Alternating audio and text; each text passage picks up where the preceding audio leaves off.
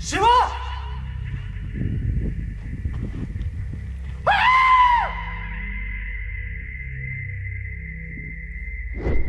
Temples. What's there inside? Just a stone, is it? Let's forget that it's God for some time. Let's talk science, okay? Let's look at the stone as a stone. Keep your gods aside for a while. I'll tell you the basics, listen. If you look at the temple structure, deep inside the sanctum sanctorum, all you will find is a stone. 6 to 7 feet or 9 feet, including the pedestal, etc. A whole lot of people are ridiculing why this much decoration to a stone. What's there in it? How can you worship this dumb stone as God? To all the idiots who are ridiculing idol worshipping, let's talk science, okay? What is it? It's a rock. What is rock? Rock is made up of metals and minerals. If you go to a valley and shout something, what does the rocks do? It will give you an echo.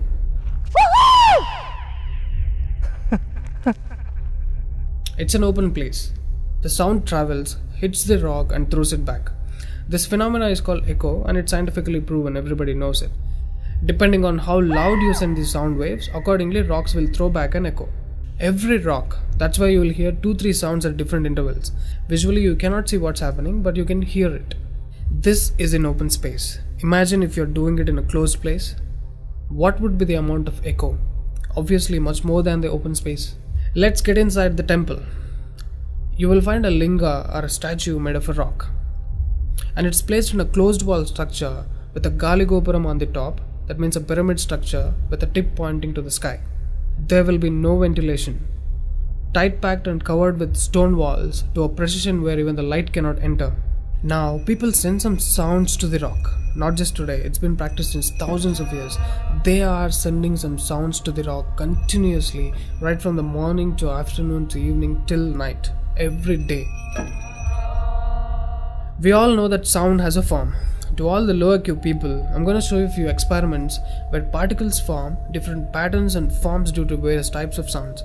I saw a beautiful music video in this channel in which they show how water, fire, particles respond to the sound. It's an incredible experiment, you must watch it. It is a film to describe to you the effect of cymatic frequencies. Now, 72% of your body is water. 12% is earth, 6% is air, 4% is fire, and the remaining is space. Don't you think this sound has an impact on your system? Look at how drastically the water is responding to the sound. Similarly, fire. In fact, everything in the cosmos responds to the sounds. That's why yogis of the past have always said sound is the basis of existence. Every form is a certain reverberation of sound. If you master the sound, you can play with the 5 elements. That's how the sages of the past used to walk on water, disappear into the air, walk through the walls, etc. In Harry Potter movie, what you have seen is just a fiction story. But here, we have got yogis who did all that for real.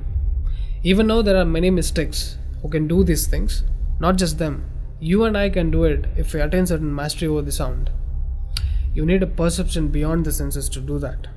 For that, you need to do a different level of sadhana. You can't do that in a laboratory through some dumb experiment. All those who tried either ended up neurotic or died an utter failure. Wasted a lot of money in the research. So except dhyanam, technically there is no other way. Sorry to disappoint the people who are lazy to yoga. Okay, sound. I recommend you to watch more such experiments in YouTube to understand better what I'm trying to say here. Inside the temple, they chant some mantras. What happens is, the sound will touch the stone and bounce back in different directions. Because it's a closed room, the sound has to pass out through the main door. And whoever is standing in front will be completely soaked in that energy. Now, what do they chant? Vishnu Sahasranamam in the morning and Lalita Sahasranamam in the night. There is Shivopasana Mantram, Lingastakam, Am Namah Shivaya, Nirvana Shatakam, etc., which will have different impacts on the human system.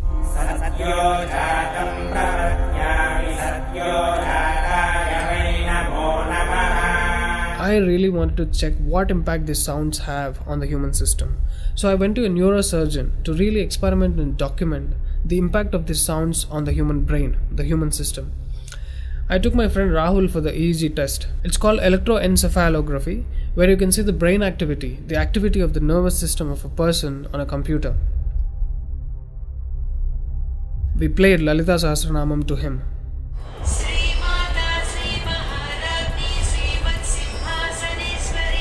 Rahul, relax your face. ఒకసారి first నుంచి చెప్పు. Right.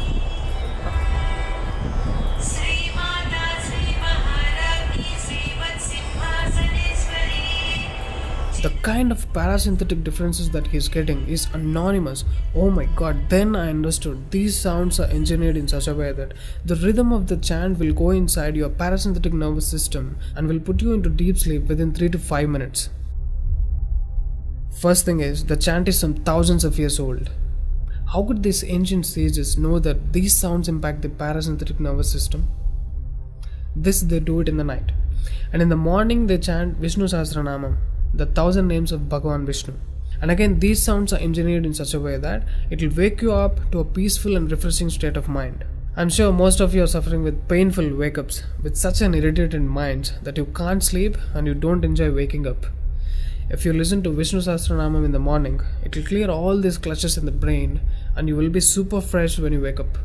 Even today you can go and check in Tirupati temple. They will chant Vishnu Sahasranamam in the morning and Lalita Sahasranamam in the night. This is a clear science evolved and being practiced in temples. Even now in most of the temples they're still doing it without knowing why they're doing.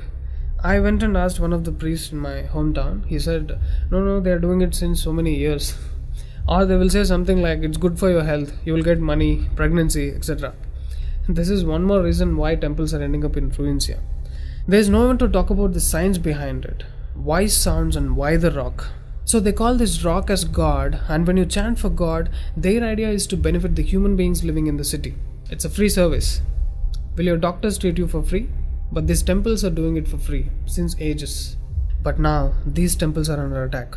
It's time to free them from government's control. Temples' properties are being looted. They think too much of gold is available there. You know what? The temple design is such. There will be a Dvajastambam, which is made of some metal, usually gold or copper. Brass is a good conductor of sound, gold is an excellent conductor of electricity, and it has higher receptivity of the energy. To all the idiots who are worried about so much gold being used in the temple construction, just smack them with this video. This is a clear science and most sophisticated engineering that even the modern science has no clue of. There is much more to the design of the temple. The design is such, the energy waves reverberated by the gopuram will pass straight and touch the antenna kind of arrangement here and stored in the energy format. People are supposed to touch it. A lot of people touch their heads without knowing why they are doing it. And then you're supposed to walk into the space which is filled with this energy transmitted by the rock inside. Doesn't matter whether you're a Muslim, Hindu or a Christian, you can't escape the energy. You'll be basked in the glory of that energy. You can actively feel the difference after you pass through the path. And this design is not there in a mosque or a church. Not just church and mosque, any sort of engineering on the planet cannot beat the engineering of a temple. It's incomparable. How many of you are aware of these sciences? Now what do you call the idiots who ridicule idol worshipping? Do you think they have got brains? Those who are urinating on the idols and those who are inspiring people to demolish temples, do you think they qualify to be human beings?